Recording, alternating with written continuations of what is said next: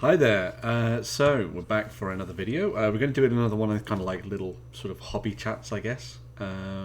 Mainly because at this time I'm watching through all the stuff that's been happening with Warhammer Fest.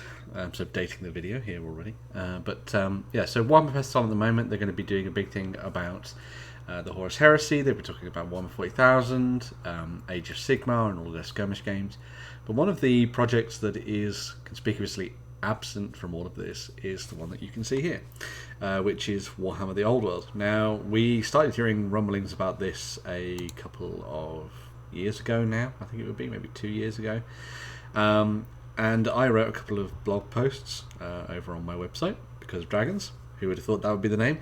Where I sort of talked through my thoughts on exactly what they were going to do with that. And so what I thought would be a good way to build on the blog post that I did, and because everyone's in a slightly more reminiscing mood at the moment with the Horus Heresy on the way from Games Workshop, is dive into what I think the Warhammer the Old World is going to be, what I wish it would have been, and also what kind of things we should be expecting to see. So for those who are unfamiliar, and I was looking back through some of the blog posts and all this kind of thing to sort of dive into this, Warhammer the Old World is going to be set several hundred years before the events of the end times.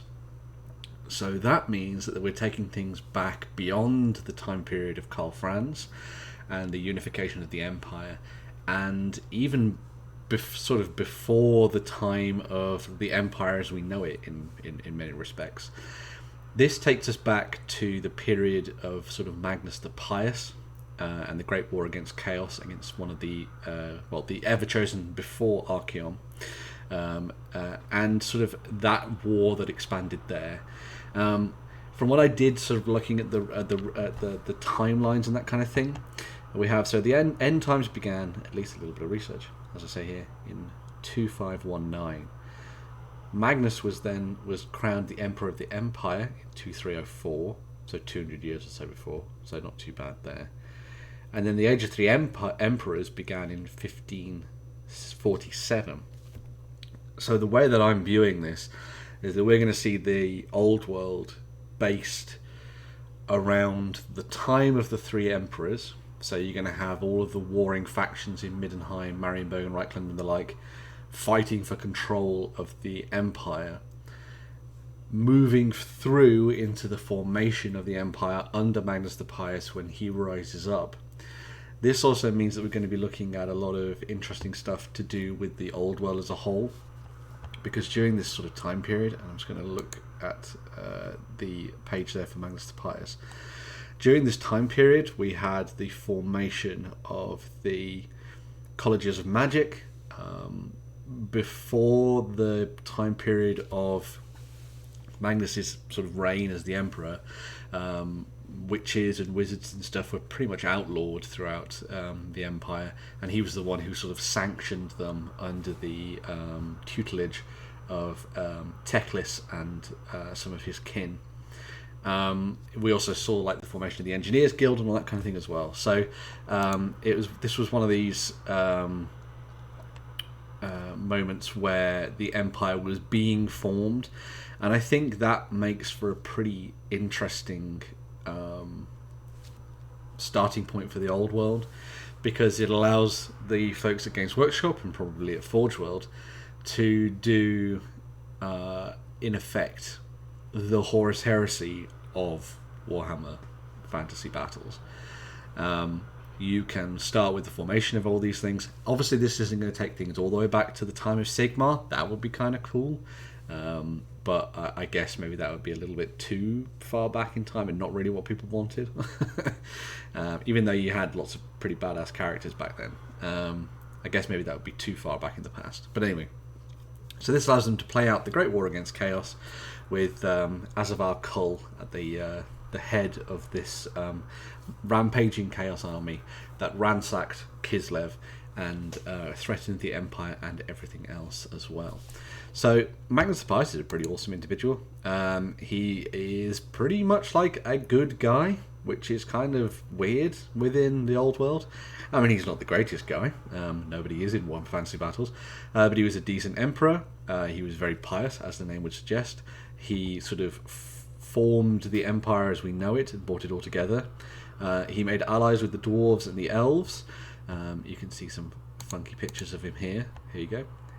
There he is with the Queen of Kislev, looking rather resplendent and looking slightly sort of Warhammer 40k actually in many regards, I thought. But yeah, looking very cool there. And destroyed Mordheim, resettled the borders of the Empire, sort of unified everybody, and is generally thought to be quite a nice man in reality, I guess. He was also one of those fellows who was sort of very in touch with kind of like the idea of sort of creating an interesting sort of effectively crusade really through the Empire.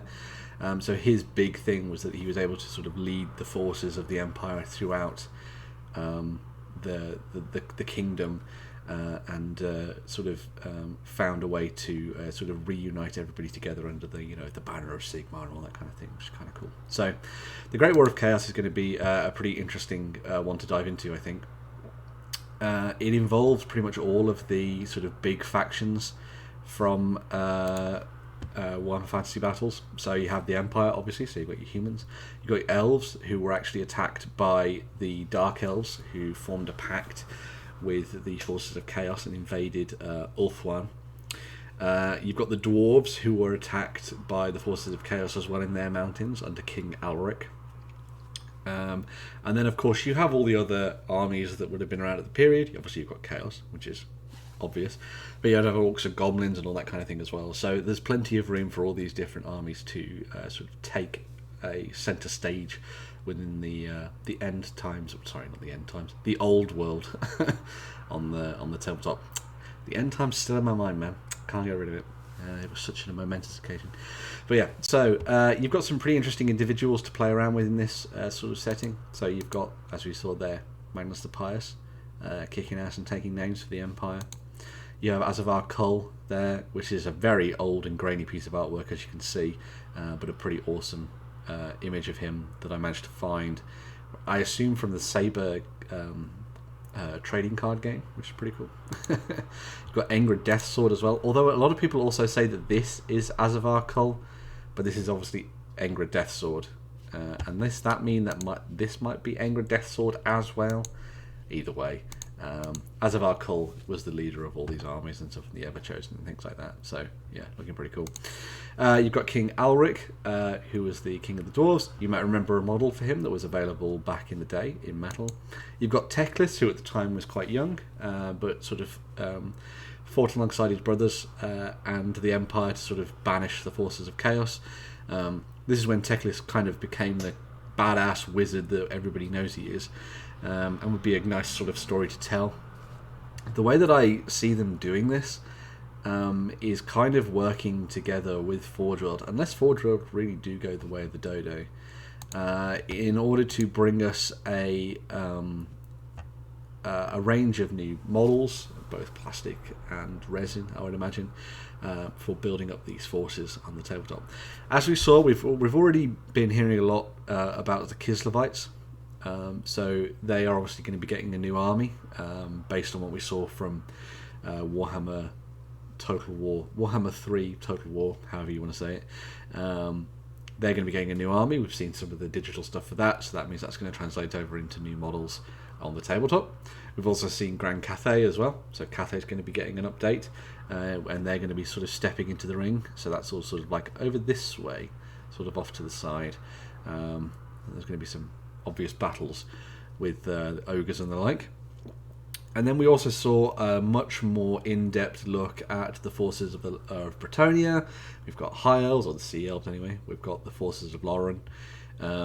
You've also got the Empire, which is being formed there as well. I would imagine it's going to be a case of you can use a lot of the stuff that you already have, because it's basically going to be a set of rules for Warhammer Fantasy Battles. but then they're going to throw in some extra stuff that kind of makes it thematically linked to the time period. One of the interesting things they said in their article here was that the scale's not going to change. I would have liked it for it to have been sort of 12 or sort of 10 mil, but alas, that's not going to be the case. They want everybody to use their old armies. Now, the interesting thing about that is that because of the time period, a lot of the technology that was developed by pretty much all of the armies of the period, so that means dwarves and the Empire in particular. Not a lot of black powder back then. There was obviously black powder because Nolan was an engineers guild, and so that would engineering city anyway. So they would have been creating black powder weapons and that kind of stuff. But there's still a lot more focus on things like bolt throwers and catapults and stuff back then. It'll be interesting to see what they do there. We don't have a lot of detail about what they were going to be doing. There's not a lot of detail about the Great War of Chaos in general, really. I mean, we have some stuff that's been taken from the various rulebooks, as you can see here. This is very much a page to go and visit if you want to find out a little bit more about this and dive sort of more in depth. But we don't really know that much about the kind of armies that would have fought at the time, beyond sort of like the mighty warriors and leaders that would have been marching into battle alongside these armies. The way to think about it, though, is that this was the time of Mordheim in its ascendancy, as a game and also as a city, I guess, because it was being ransacked by everybody. So if you think about the tech that people had in Mordheim, so you do have black powder weapons and pistols and that kind of thing. You wouldn't have things like mechanical warhorses, I don't reckon, and steam tanks and that kind of stuff. I'm sure someone will correct me if I'm wrong there. But so if you think about Mordheim and the kind of weapons that people have there, that's the kind of technology level that we're dealing with at the same time. We've also said that it's going to be on Square. They're going to be mixing together rules from between 3rd and 8th, which is quite interesting. So that will be very weird, I guess, for a lot of people. It does mean obviously this is going to be like a big rank and flank style game, so it's back to the traditional feel of it.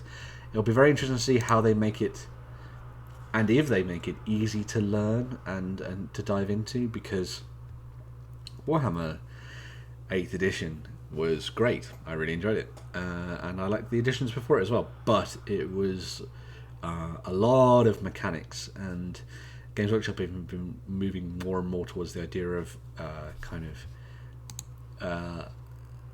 less base mechanics and more stuff bolted onto the sides. It'll be interesting to see how sort of in line with the original visions of Warhammer Fantasy Battles the game actually is, and if they take any cues from Age of Sigmar and Warhammer 40,000. It's interesting because obviously with the Horus Heresy they're going back to 7th edition Warhammer 40k for those rules, and not really messing with it in many regards. So I would imagine the old world, to try and please people like me, I guess, is going to kind of match that in terms of looking back and being a little bit more nostalgic about rules and mechanics and that kind of stuff. But it'll be very interesting to see how they put it together. The other thing that I talked about in my article here is the idea of, it will be interesting to see how this comes out in book form.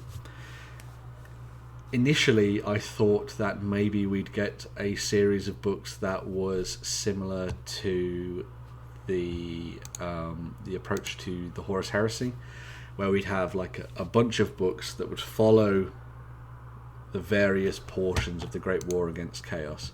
So you could break it down into the time of the three emperors and sort of how that played out, followed by the rise of Magnus, and then sort of finish it off as a trilogy with the kind of Great War itself and defeating Chaos. Would they do that? Games Workshop like printing books, so I could see them doing that. The other option is that they do one big new rulebook that will be the Old World rulebook, similar to what they're probably going to be doing with the Horus Heresy. And then beyond that, maybe add supplementary books that would tell a little bit more of the story so that you could kind of play out a kind of historical narrative following through the events of the Great War of Chaos, and that would be an interesting way to go. So yeah, it's going to be very interesting seeing where Games Workshop go with the old world and what they want to do with it. As I kind of say, this is pretty much all we know about it so far. I think this was the last time they really talked about it. You know, square bases, a setting that's sort of more around the time of Magnus the Pious, using old school rules. Everything's going to be the old names and the old designs. How are they going to get people into the game is going to be the big thing for me, because it's very easy to say, oh, just use your old armies, but so many people have translated those over into Age of Sigmar now. While a lot of the plastic kits are easily going to work with the sort of the one fantasy sort of aesthetic, so you could still use Skaven, you could still use the Empire stuff that's been turned into free cities and that kind of thing. But as I say, everyone's sort of changed those over into Age of Sigmar armies now, or they've moved on and they've got rid of these armies, they've sold them. Unlike the Horus Heresy, there's no basis of models to bring people back to the game. So unless you already have access to an army, like I do, how are you going to get started with the old world? Are they going to... This means that the project is probably going to be a very, very, very long way off, because they have to effectively create entirely new miniatures ranges to go back and dive back into the old world. Obviously, we're going to get Cathay, we're going to get Kislev. We've seen those. Those are going to be two big new armies. But then everything else is going to have to be resurrected once more. A lot of the High Elves, the Wood Elves, the Bretonnians, the Lizard Men, or the Seraphon now, the Lizard Men, the Tomb Kings of Khemri, the Vampire Counts, all these armies are going to need new models, or at least repackaged old models, for you to dive in and start playing the game again with square bases, and they're going to have to do a lot of work to sort of bring that to the tabletop. Would they refactor a lot of stuff they've done in the past? Would they make this solely a project that is based around the idea of, we hope you have some stuff in your home that you can use to play this game? That's not going to work. They're going to have to make a lot of models, or at least resurrect a lot of models, in order to get people diving back into the old world. It's going to be a very interesting project for them, I think. But one that I am very excited to see come to fruition. As I say, I've said in many videos and articles, I love Warhammer Fantasy Battles, and so being able to dive back into that with a new set of rules and potentially new miniatures is going to be absolutely fascinating. I think it will be really cool to see where they take this and what they do with it. Are we going to see things like made to order stuff come back to the table? Are we going to see them literally just re-release all the old plastic kits? Possibly. We're going to get miniatures for the likes of Magnus the Pious and Tsarina Katerin and all that kind of stuff. Azavar Kull, Angra Deathsword, all that kind of things. I'm just going to go back to this picture, by the way, because this is a freaking amazing picture. I have a poster of this that I definitely need to get framed, because it's possibly one of the coolest pieces of artwork that I have ever seen for Warhammer, and it got me totally sold on Chaos. Well done, Adrian Smith, for that. It's brilliant. I think it was Adrian Smith anyway. Might be one of the Kapinskis. I think it's Adrian Smith. Someone correct me in the comments if I'm wrong. But anyway, so that's me waffling on about the Great War Against Chaos and Warhammer the Old World. It's what we know so far, as I said: bases, square, scale, 28mm, rules, a mix between 3rd and 8th, and a whole mix of other things between it. Factions, all going to be the same as they were before. Setting, going to be Magnus the Pious, and that kind of time with the three emperors, the Great War Against Chaos, the rise of the elves and the dwarves alongside humans as allies, although they've always really been allies, and all that kind of stuff. And it's also, I should say, basically going to be square. Is it going to be coming out soon? Probably not. We're going to get a lot of extra stuff for the Bretonnians. We're going to get loads of additional stuff coming in for the Elves. We've got a lot of focus on what's happening with the Empire. We have Kislev. We're going to have Cathay, which is just over there, just beyond the bounds of this map. We're going to have Teclis. We're going to have King Alric. We're going to have Engro. We're going to have Azavar Kull. We're going to have Magnus the Pious. We're going to have Catherine. Oh, it's going to be fun. I really hope that Games Workshop are still working on this in the background, and it's not just going to be a dead project. But yeah, let me know what you think of what we kind of know of the Warhammer The Old World project down in the comments below. It will be really fun to see what you have been theory crafting, where you think they're going to take the models ranges, how you think they're going to plot it out. Is it going to be like the Horus Heresy, done over a series of big books? Will it just be one book and a whole bunch of supplements? And more importantly, what army are you going to play? I think I would just crack out the Dwarves again. I think, although it would be very tempting to put together a badass army of chaos, especially if I can find a model based on Angra, because he is freaking awesome. But yeah, there we go. Hopefully you've enjoyed this little bit of a ramble. I was trying to think of something to do for this video for this week, and I was like, I can't talk about the Horus Heresy because other people do it better than me, and there's no time to cover all the stuff that is going to be coming up in the overviews and the live streams from Warhammer Fest, because that's obviously happening, and I'm actually on holiday at the moment. So yeah, it's been very interesting sort of diving into this and talking about it. I'm a big fan of Warhammer Fantasy Battles. I might do a sort of deep dive on my time with Warhammer Fantasy Battles in another video. I think that would be kind of cool for next week, where I sort of talk about where I started, what armies I collected, and sort of where I went when it came to the hobby. And yeah, I will be back in the near future with another video. Make sure to like, share, subscribe, do all the social things that you're meant to do. If you are interested in supporting what I do here and just my weird ramblings where I talk about random stuff, make sure to take a look at the Ko-fi link that is down below in the comments. You can send me a couple of quid. That'll help me buy a cup of tea and maybe some extra hobby materials as well. That could be kind of cool. But yeah, nobody needs to do that if they cannot do so. All I would love you to do is subscribe and like, and maybe share this with your friends. Maybe go and check out my blog as well, because I do have a blog. I haven't updated it in a while because I haven't really had the time. But if you're interested, make sure to go and check that out, because I will be updating that, no doubt, as we dive deeper into the old world with the folks at Games Workshop in the near future. Yeah, cool stuff. I will make sure to welcome you back to the channel next week with another video. And yeah, bye for now.